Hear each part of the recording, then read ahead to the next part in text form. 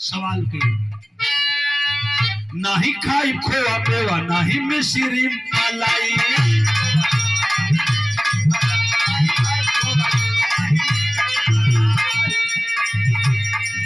नाही खाई खोआ मेवा नाही मिश्री मलाई खैले पानी तानी पीस के लिया दाना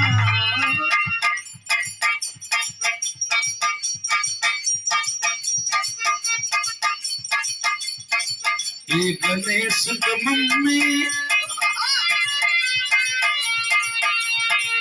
एक गणेश के मम्मी बस पाभर भांग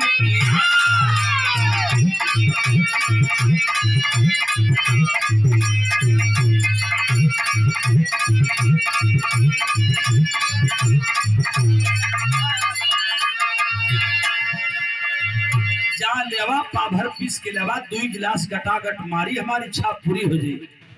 कल की जिंदगी भर यह कैला खाली भाग धतुर खईबा राखी पोत के कीड़ा बिच्छू लपेट के एक पहाड़े पर बैठल रहा घर द्वार के चिंता तो तोके पर कल हम ना करी पार्वती जी डांटत थी कहली कि जा अब हम तो हर भांग न पीस कल का हो गल इतना नाराज काहे हो गई जवाब दिले रही पार्वती जी राउर भंगिया बाटे पिसत पिसत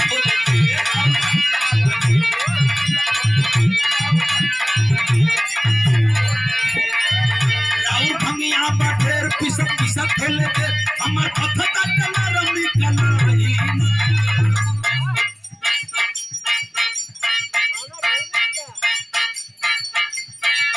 एक गणेश के पापा एक गणेश के पापा हमसे ई भांग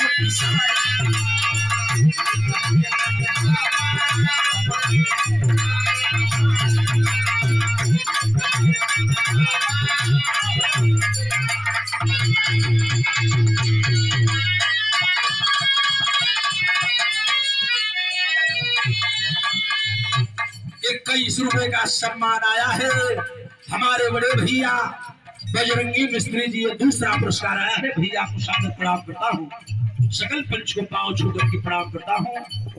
गुरु महाराज बाबा डांडा वीर बाबा की कृपा सब पर बनल है। एक लाइन लड़का दे नमस्कार ले बेटा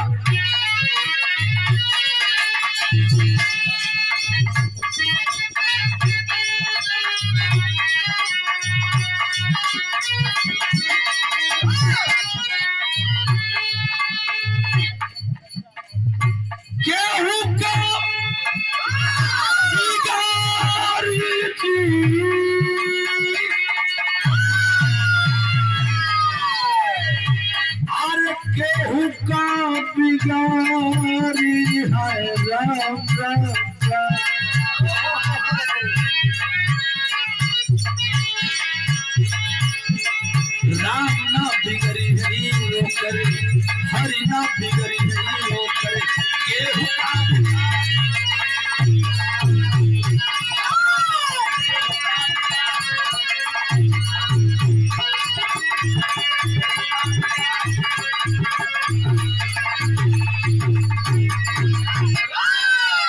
मेरे बाबूजी सकल पंच सरस्वती के भाई बैठे हमारे भैया जरा सा गौर करेंगे यह धरती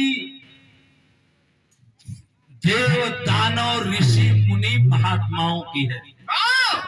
उसी में से एक स्थली है पवित्र यूसुफपुर हंसराजपुर चौरा के पवित्र भूमि पर यह पुनीत स्थली है जहां इतनी बड़ी आस्था जुड़ी है लोगों की। इस आस्था के विषय में बहुत कुछ तो मैं नहीं जानता लेकिन यह चीज यहाँ देखने को मिली कि बहुत के रूप में टांडा वीर बाबा का ही स्थान है। आज वार्षिक श्रृंगार रहल देव हो देवियां हो संसार में हमरे हिंदू धर्म सनातन धर्म के रीति रिवाज के अनुसार 33 करोड़ देवता 56 करोड़ देवी बताओ। इनका रूप अनेकों रूप में है और ये सच्चाई है मेरे भैया, समिति वाले भैया और बिरहा सुनने वाले भैया लोग 5-7 मिनट जितने प्रवचन सुन जला वैसे ध्यान से जरा से मेरी बात को सुनेंगे। ये संसार बड़ा बहुरंगी हो। माननीय गुरुजी, लोगन के समय कहाँ बा, फुर्सत कहाँ बा, के तरह बैठ के लोग बिरहा गवावे और समझ। आज समय बड़ा बिजी हो गया और ओमे भी हम बधाई देते हैं इस समिति को, यहाँ की कमेटी को, इस क्षेत्रीय लोगों को, जिन लोगों ने सर समाज के भाइयों ने मिलकर के और ऐसा बड़ा इतना बड़ा कार्यक्रम कराया। मैं बहुत बहुत बधाई देता हूँ ईश्वरपुर के पवित्र भूमि और सर समाज के भाइयों को, सम्मानित साथियों को। आइए 2 मिनट हम दिमाग ले चलते हैं। धरती पर देवता का रूप कौनो हो सकला, लेकिन संत रैदास कहला कि मन चंगा त कठौती में गंगा। हमार पूरा बिरहा गीत का निष्कर्ष ही जाई और 6 मिनट में 6 लाख ना कहो भी कई करोड़। एक एक लाइन बड़ी अनमोल होगी, भजन की लाइन होगी और ई बिरहा। वाह वाह, यही के बिरहा का जरा तोर जन्म ना भल तब ही गवा। वाह वाह, अरे तो के क्या बुझाई तेरी सबर क्या तो बताइए।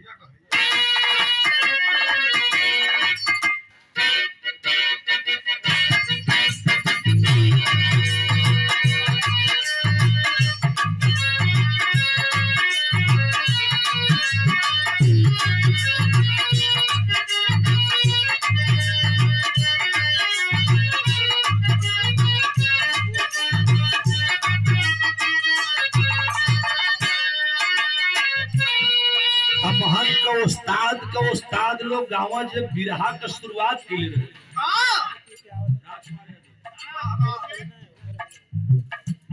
आदि स्वादी, अरे आदि स्वाद उपंदर जात पेड़ चढ़वैया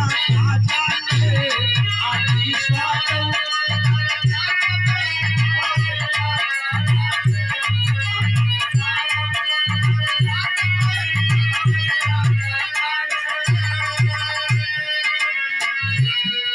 गुरुजी छोटी छोटी लोग गीत गाए, लेकिन एक अलग अंदाज रहा। हमरा घर से मात्र 4 किलोमीटर दूर पर घर बा। चचाई पार चट्टी नाम सुने होंगे, मधुबन से पहले पढ़े ले। मझवारा से आगे जब जाएंगे हमारे घर की तरफ मर्यादपुर तो चचाई पार चट्टी है, वही बगलिया में बदनपुरा एक गाँव।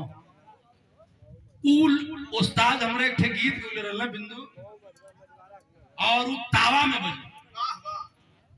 आजकल हम भी जब गोली तब टेप रिकॉर्डर पे कैसेट आ गई, लेकिन उनका कैसेट जौन आई रहल पहली कैसेट हमरा होश में बजल जौन तावा हवा हुकल जाए जैसे भाती में तो नाचे जितने हवा कम होकर उद्भान भैया याद हुई। हवा जब कम होकर तो कैसेटवा रगड़ लगे, जैसे कह कि तो बोले जैसे मान ला कैसेट बाजे कि भोला जी कहाँ है लंकवा हिले। अभी बाजा बिरहा में होला आ जब हवा निकलने लगे तो कहे कि भोला जी कहाँ है लंकवा। हवा भर हवा भर फिर हाली हाली भर जब हाली हाली जब तेज हुआ तो भोला जी कहाँ है भोला जी अब तेज बोलने लगा, माने इतना कंप्लीट बनी हुआ मशीन भी रहा। तो वो समय बालेश्वर उस्ताद के गीत आई रहे जो उन्हें पे गोगरे रहना।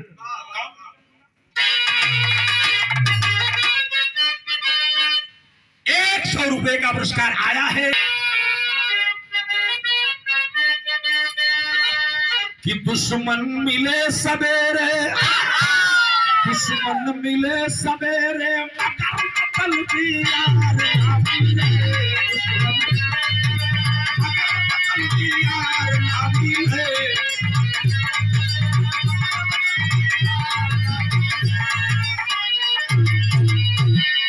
दुश्मन मिले सवेरे मगर मुतलबी यार ना मिले। रणुहार रहो जन्म ना समझ में आओ तो अड़िला चल छुट्टा छुट्टा रही। रणुहार रहो जन्म भर मगर कर कसा नार ना मिले।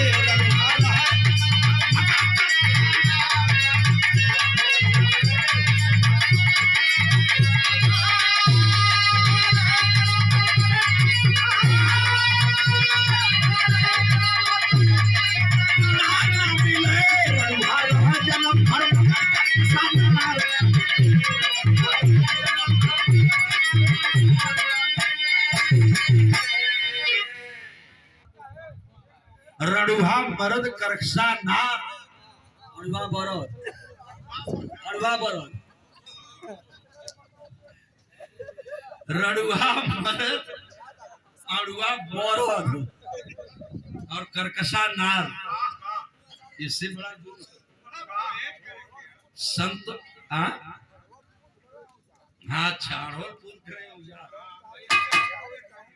यही लाइन है, यही की परिभाषा बतला।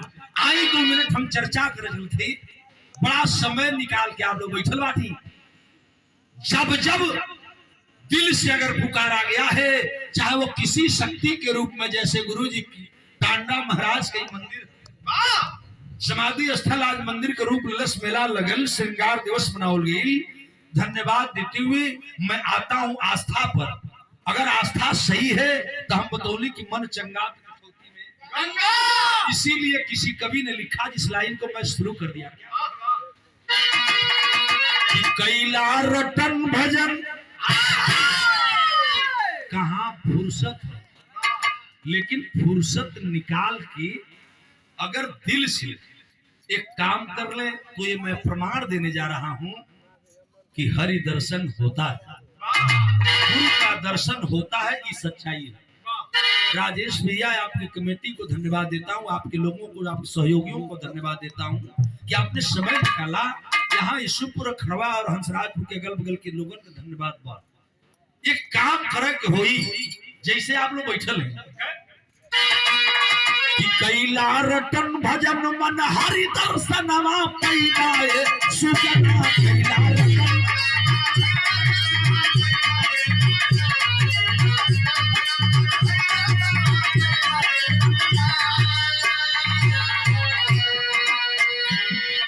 रटन किए शब्द जुगु में हरि का। अगर दिल साफ भजन कैला तो शक्ति कोनो रूप में है, अगर तो एक न एक दिन आप यहाँ मजबूर होके आवत पड़ी। पहला प्रमाण मैं देने जा रहा हूँ, रटन किए शब्द जुगु में हरि का बलि राजा बलवान।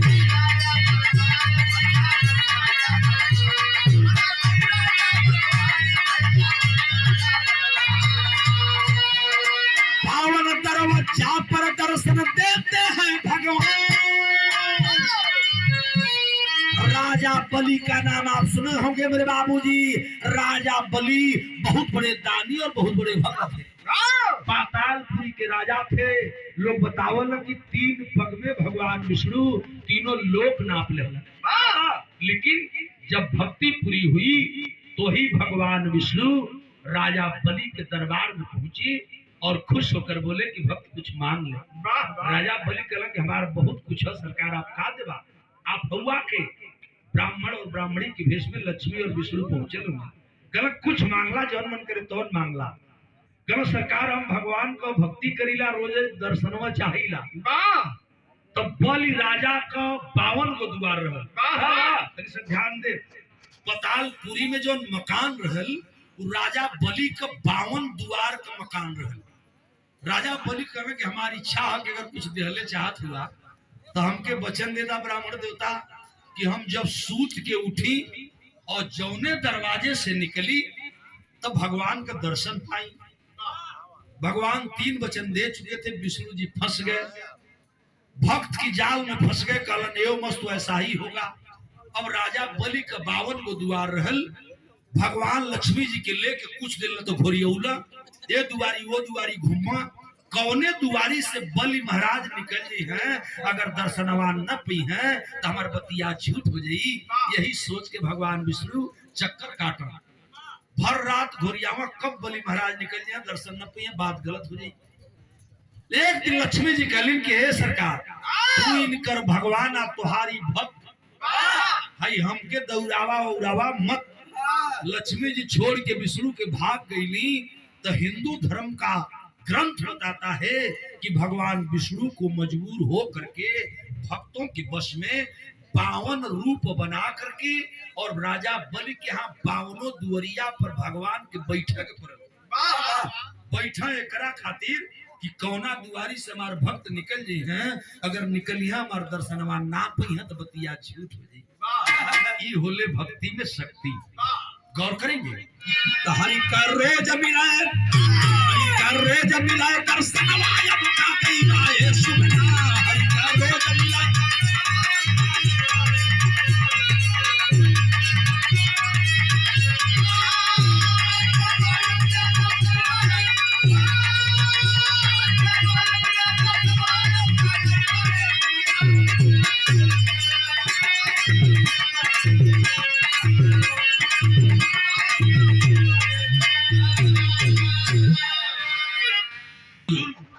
और बड़े बड़े राजा महाराजा ही भक्ति किए हो तो भगवान आए हो, ये भी सही नहीं है।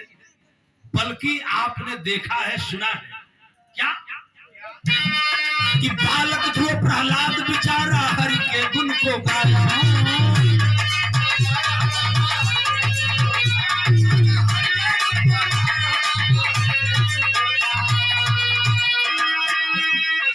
अमर हुआ तू आसमान प्रहलाद तेजस फैलाया। बालक ध्रुव का नाम आप सुने होंगे, भक्त प्रहलाद का नाम आप सुने होंगे।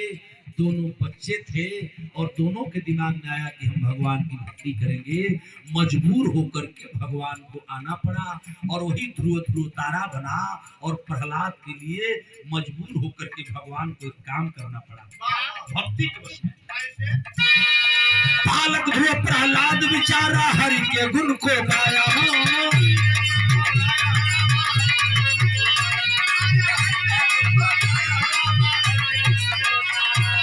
अमर हुआ तू आसमान प्रहलाद तेजस फैलाया।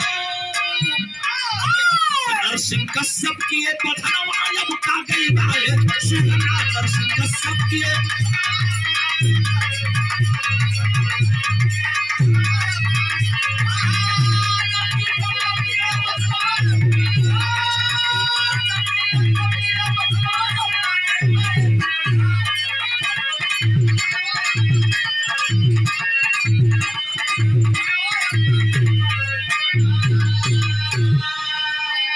तीसरी लाइन मेरी शुरू हो गई। गौर करेंगे मेरे बाबूजी, ऐसा भी नहीं है कि केवल ऊंची जात के लोग, बड़ी जात के लोग ही भक्ति भजन करें तो भगवान हुआ, ये भी सही नहीं है। इसलिए कि प्रमाण है, आप जानते हैं क्या कि हरि दर्शन की इच्छा लेकर सेवरी गई बुढ़ाई।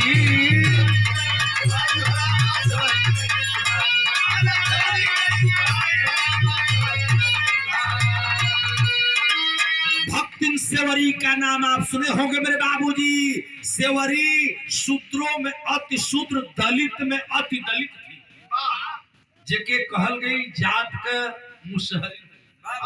माई सेवरी के दिल में भक्ति भावना ना कुछ जगह।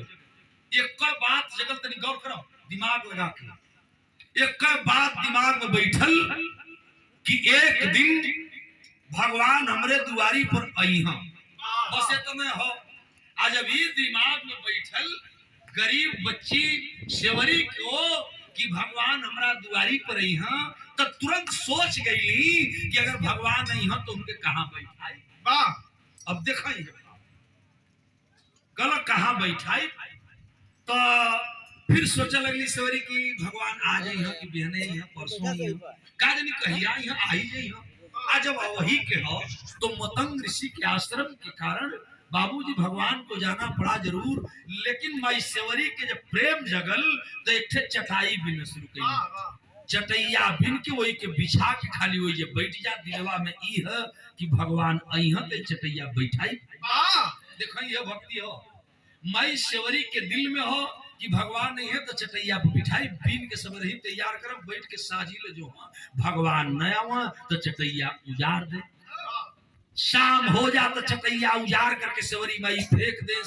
फिर सवेरे नई चटाई तैयार करके फिर चटैया बिछा के भगवान के इंतजार करो। फिर शाम हो जा ना भगवान उजाड़ के फेंक दो। यह उनका भक्ति रहल। आज दिया भक्ति पूरा हो गई तो भगवान को मजबूर होना पड़ा। और आप जानते हैं कब कि हरि दर्शन की इच्छा लेकर सेवरी गई बुढ़ाई।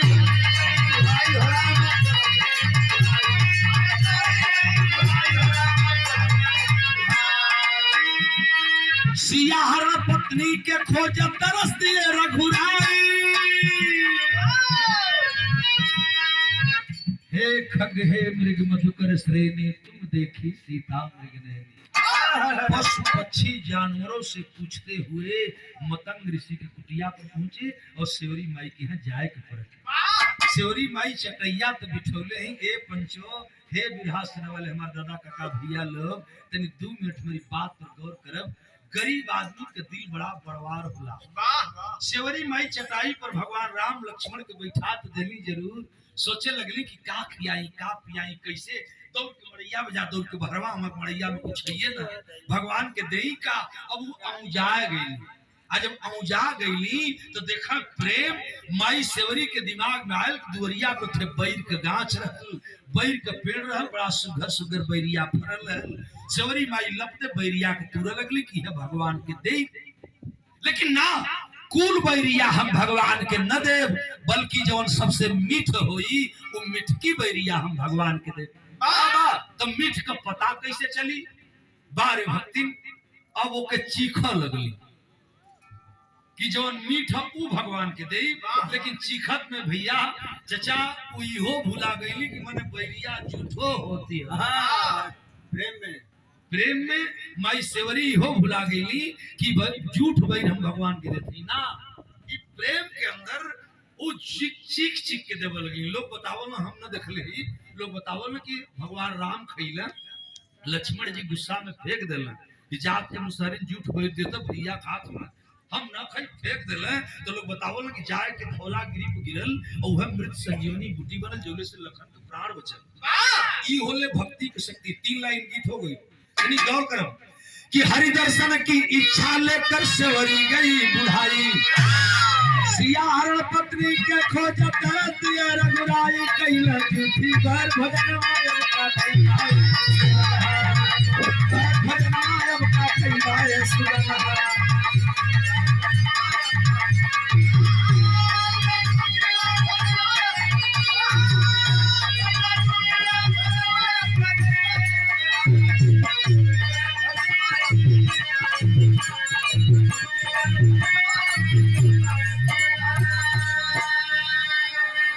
ये 50 रुपए का पुरस्कार आया है भक्ति की भजन की गीत। ऐसा भी नहीं है कि केवल बड़े और छोटी जात के लोग भक्ति किए हों और बालक और बूढ़े भक्ति किए हों तभी भगवान आए हों। ऐसा भी नहीं है। अब तीसरा प्रमाण हम देव। चौथा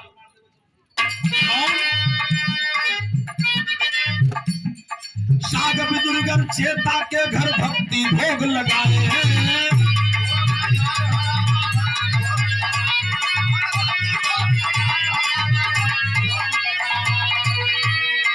द्वापर जब आता है त्रेता के बाद द्वापर में बाबूजी कहल गए कि दुर्योधन घर मेवा त्यागे साग विदुर घर खइबे। भगवान भक्ति में प्रेम में राजकुमार यादव दुर्योधन घर मेवा त्यागे साग विदुर घर खाए। ई भगवान हम वही शक्ति हो। यही नहीं चेता चमार के घरे जाए के खिचड़ी खाए के पड़े। वाह प्रेम में भक्ति में तो कहां नहीं भक्ति है। आस्था तो होनी चाहिए। इसीलिए मैंने पहले ही बोल दिया एक लाइन। आइए मैं बता रहा हूं। साग विदुर घर चेता के घर भक्ति भोग लगाए हैं।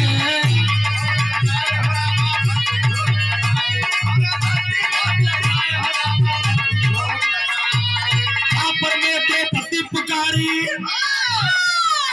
द्वापर में द्रौपदी पुकारी नंगे पांव हिधाए ठाकर दुशासन दुशासन।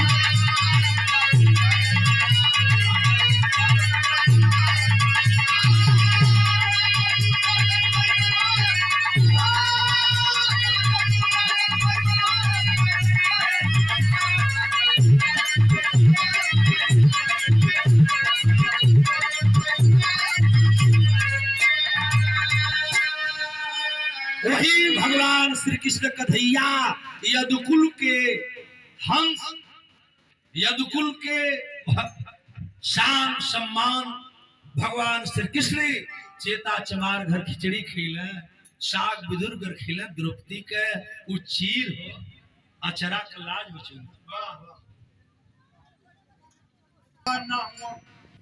आज भी आज लोग सवाल कर दिखाई, अरे मतलब गीतिया खत्म हो घुमा दिया ले जाके वही मंचवा पर रख दिया लटिया के ढेर देखले के तेजी हट जाए तो बैठ जाइए जगह या तो है हो जाए का ना के चौके बैठ जाता नंबर और आवाज हम बतौली कि 2 मिनट में गीत हमारा खत्म हुई, लेकिन बड़ी अनमोल बात है। लोग कहेंगे कि कलयुग है, कलयुग है, यहाँ भगवान ना हूं, लेकिन नहीं, मैं आपको प्रमाण सहित साबित करूंगा कि आज भी शक्ति है। कैसे राजकुमार जी? कलयुग में कबीर कबीर रविदास कुटी में आए, रविदास कुटी में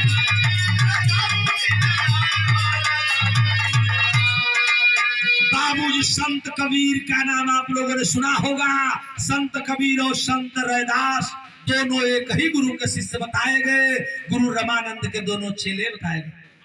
लेकिन संत रैदास ढोंग पाखंडों से दूर रहते हुए और ऊंच नीच की खाई को पाटते हुए मानो मानो एक समान का उपदेश दिया, और वही कबीर एकता का उपदेश देते हुए पाखंडों का भंडाफोड़ किया।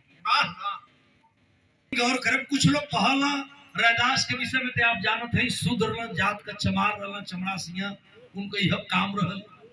लेकिन संत कबीर के विषय में लोग बतावला कि धर्म में ही झगड़ा होगा। कुछ लोग कहला कि हिंदू रहला, कुछ लोग कहला कि नहीं जुलाहा के घर पैदा भेला, नीरूनुमा पलना, एलिए मियां रहला, मुसलमान रहले। तो लोग एक बात कहला कि जिंदगी बसेवला काशी आ मरे के बेरी मगहर के काशी। बाबूजी एक बात मैं बताऊंगा आपको जो आंखों देखी बात है। यही तरह जैसा नहीं समन्वा समाधि और मंदिर का रूप देके आप लोग बैठे हुए ही टांडा बीर बाबा की, हम एक चीज आपसे देख लें जो हम अभी बताई, तरी से पहले बात ध्यान दें, गौर कर का जिंदगी बसोला काशी मरे कबेरी मगहर का बासी। दुनिया को एकता का मानवता का संदेश देते देते कबीर दास जब मर गए, दुनिया से चले गए, तब भी यह झगड़ा नहीं मिटा कि कबीर हिंदू थे कि मुसलमान थे। मगहर में प्राण जब निकलल, ये चचा मगहर बा कहा जे भैया गोरखपुर गए हुई, गोरखपुर पहले गोरखपुर शहर में प्रवेश करेंगे ओकरे पहले नौसर चौराहा, अब तक नौसर से भी पहले हाईवे बन गए, और वहीं से जब हाईवे पकड़ेंगे खलीलाबाद बस्ती होकर के जो रोड जाती है उसी पर 14 किलोमीटर जाने के बाद मगहर एक छोटी सी बाजार की बस्ती थी, और वही नदी के तीरे, जैसे ही नदी का तीर बा जहां ही समाधि बा, यही तरह बाबूजी कबीर का मंदिर का स्थान बनल बा ठीक नदी के किनारे। लेकिन एक विवाद पर बना, कैसे बना मैं बता रहा हूं, जरा गौर करेंगे। हिंदू कहने लगे कि कबीर हिंदू थे, हम इनकी लाश को जलाएंगे। मुस्लिम कहने लगे कि नहीं कबीर मुसलमान थे, हम इनकी लाश को दफनाएंगे। एक ओर से हिंदू, दूसरे ओर से मुस्लिम, दोनों लोग लसिया पर पिटल बांटे हैं। लसिया का खिंचौल होखे लगल, मारा पीटी भाला फरसा गणासा निकल लगल कि कतल बलवा हो जाई। लेकिन अंतों का तो जब लाश पर लोग टला फालो जे ले जाई लाश, वह जलाई या फूकी चाहे दफनाई। जब हिंदू मियाँ दोनों टूटल ये चचा, तो सच्चाई बतावत है, लसिया गायब हो गल, और वही लसिया के जगह दूठे फूल हो गल।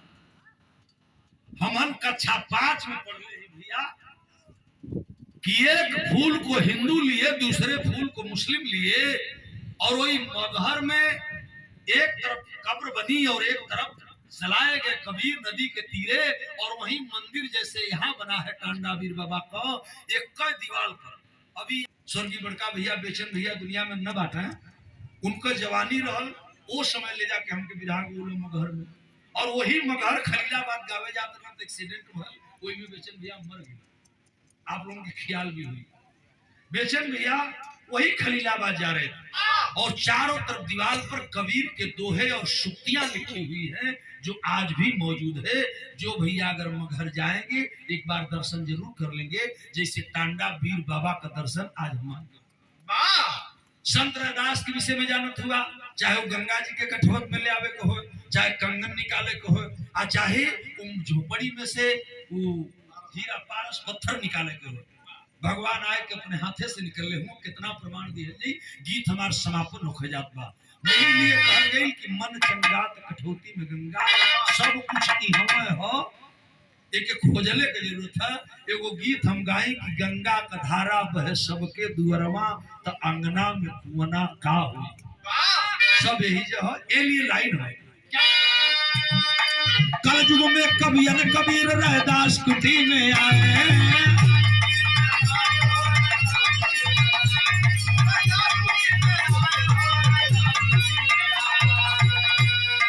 बिन मोहम्मद जगलैया ने जगधारी गीत को गाए, गौरी शंकर की रचना कई गाए सुगन्धा, रचना कई गाए सुगन्धा।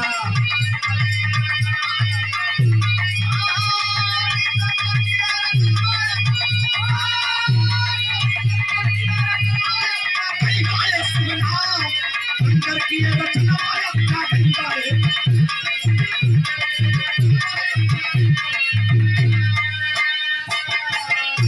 कैला रटन भजन मन हरि दर्शनवा पैवाए।